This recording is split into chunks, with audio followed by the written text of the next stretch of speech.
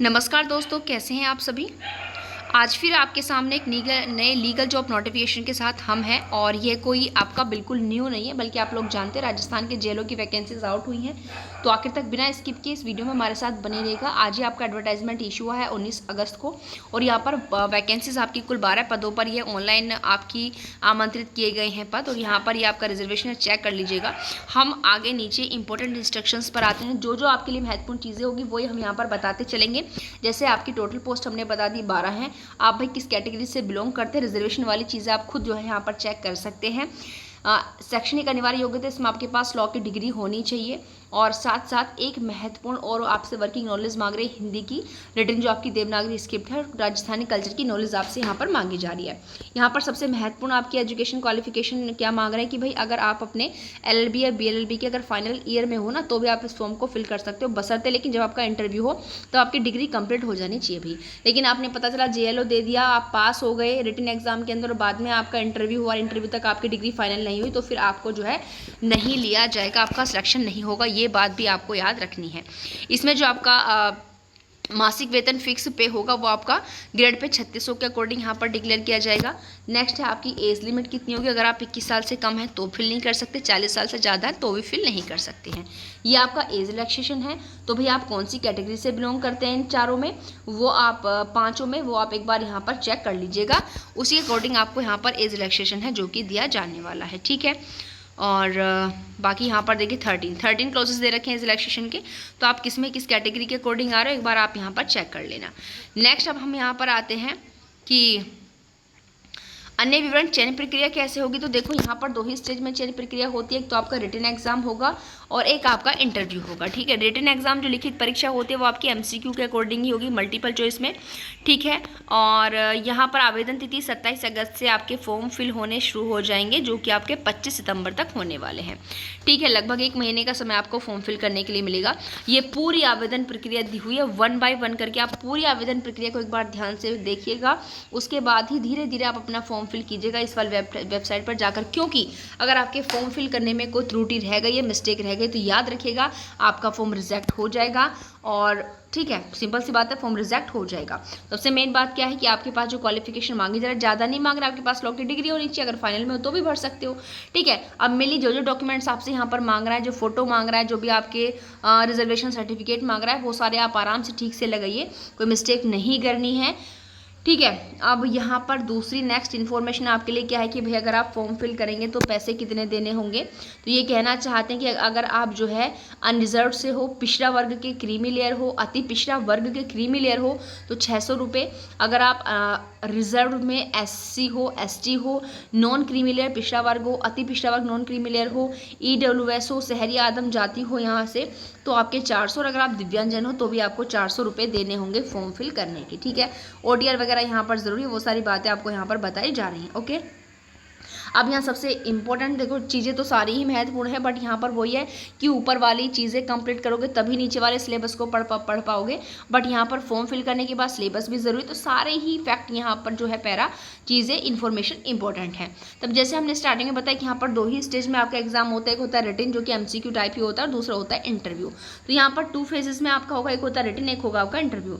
But जो written exam होगा इसमें आपके 4 पेपर होंगे सब्जेक्ट। बट यहाँ पर देखिए चारों पेपर 50 नंबर, यानी कि 200 नंबर का आपका यहाँ पर पहला रिटन 200 नंबर का होगा। यानी कि कॉन्स्टिट्यूशन आपसे अकेला पूछ रहे हैं, किस चीज़ का एम्फेसिस देना है, जोर किस चीज़ पर रहेगा, फंडामेंटल राइट। स्पेशली जो आपका सबसे ज़्यादा क्वेश्चन पूछे जाएंगे फंडामेंटल राइट से पूछे जाएंगे, डायरेक्टिव प्रिंसिपल से पूछे जाएंगे, एनफोर्समेंट जो राइट के एनफोर्समेंट हो उसको लेकर के, जैसे रिट्स आपकी हो गई, हाई कोर्ट या सुप्रीम कोर्ट के जो फंक्शन है, अटॉर्नी जनरल। सबसे ज़्यादा जो एम्फेसिस जोर दिया जाएगा इन वाले पोर्शंस पर दिया जाएगा। भाई इन्होंने बता दिया। अब अगर आप इनमें से कोई पोर्शन छोड़ेंगे तो आपकी हेडेक होगी। ये 50 नंबर का होगा। दूसरा पेपर CPC का होगा, CRPC का होगा, सीधा कह रहे civil procedure code, criminal procedure code, provisions required to be refer generally in government office will be given importance इन चीज़ों को यहाँ पर दी जाएगी, ये भी 50 का होगा। तीसरा नंबर एविडेंस एक्ट होगा आपका, लिमिटेशन एक्ट होगा, इंटरप्रिटेशन स्टेटस, ड्राफ्टिंग, कन्वेंसिंग, ये भी 50 का। चौथा पेपर लैंग्वेज का होता है, 2 पार्ट होंगे, इंग्लिश हिंदी दोनों का आएगा, 25 नंबर की हिंदी, 25 नंबर की इंग्लिश। तो इस तरीके से 200 नंबर का आपका रिटन हो गया। Constitution, CPC, CRPC, evidence, limitation, interpretation, drafting, convincing, English Hindi, okay. बाद में देखो अब वही की रिटर्न की ड्यूरेशन अगर 3 घंटे रहती है, ये भी रिटर्न माना है तो इसकी भी ड्यूरेशन 3 घंटे रहने वाली है। और प्रत्येक एग्जाम में आपको 40 नंबर लाने ज़रूरी हैं, किसके लिए? पास होने के लिए। लेकिन यहाँ क्या कह रहे हैं? 40% in each paper shall be pass marks for the exam provided that the percentage fixed as above shall be relaxed by 5% for the candidate belonging to the scheduled caste or scheduled tribe। अगर आप SC/ST से तो आपको 5% का relaxation दे दी जाएगा, यानी कि आपके लिए 35% अनिवार्य है। Senior secondary level will be the standard of the language paper, यानी कि आपके पास जो सीनियर सेकेंडरी लेवल है, स्टैंडर्ड आपका जो है 12th का, उसमें आपके पास लैंग्वेज का पेपर होना आपके पास ज़रूरी है, जैसे कि इंग्लिश या हिंदी आपके पास। पैटर्न ऑफ क्वेश्चन पेपर का आपका ऑब्जेक्टिव रहेगा और 150 there shall be 150 question for each paper. एक पेपर में आपके 150 क्वेश्चन आएंगे और नंबर कितने रहेंगे? 50। 1/3 की नेगेटिव मार्किंग है, ध्यान रखिएगा, सीधी कह दिए 1/3 की आपकी नेगेटिव मार्किंग यहाँ पर दी हुई है। ओके, ये यहाँ पर जो डॉट लगाया था वो कहें कि राजस्थान सिविल सेवा के जो भूतपूर्व सैनिक का आमेलन नियम 1988 तथा राजस्थान दिव्यांगजन अधिकार नियम 2018 में विहित प्रावधानुसार भूतपूर्व सैनिकों एवं विशेष जो ये लोग हैं इनको यहाँ पर ना रियायत दे दी जाएगी, 40% ज़रूरी नहीं है। अब है आपका सिलेबस क्या क्या है, जैसे हम ऊपर देख चुके हैं कि ये तो आपके पेपर हैं, ठीक है। पेपर में सिलेबस में क्या क्या आना है, तो वही चीज़ें जो ऊपर हम पढ़ चुके हैं। कॉन्स्टिट्यूशन, उसमें स्पेशल एम्फेसिस आपका फंडामेंटल राइट्स पर है, डीपीएसपी पर है, रिट्स पर है, और हाई कोर्ट सुप्रीम कोर्ट के फंक्शन, अटॉर्नी जनरल है। बाकी सीपीसी और क्रिमिनल प्रोसीजर कोड है, इसमें जो आपके जनरली गवर्नमेंट ऑफिस को लेके जो प्रोविजंस है उन पर इंपॉर्टेंस दी जाएगी। एविडेंस है, लिमिटेशन है, इंटरप्रिटेशन है, ड्राफ्टिंग, कन्वेंसिंग है। अब यहाँ पर आते हैं भाई लैंग्वेज के पेपर में जो है क्या क्या यहाँ पर रहने वाला है। तो पार्ट जो आपका हिंदी का है उसमें आपकी शब्द रचना जैसे कि संधि, संधि विच्छेद, समास, उपसर्ग, प्रत्यय। शब्द प्रकार में आपका 2 पोर्शन है, तद्भव, तत्सम, अर्धतत्सम, तद्भव, देशज विदेशी, संज्ञा, सर्वनाम, विशेषण, क्रिया, अव्यय की लगभग अगर हम बात करें तो हिंदी व्याकरण का, हिंदी ग्रामर का सारा पोर्शन उन्होंने यहाँ पर पूछा हुआ है। शब्द शुद्धि है आपका सॉरी एवरीवन।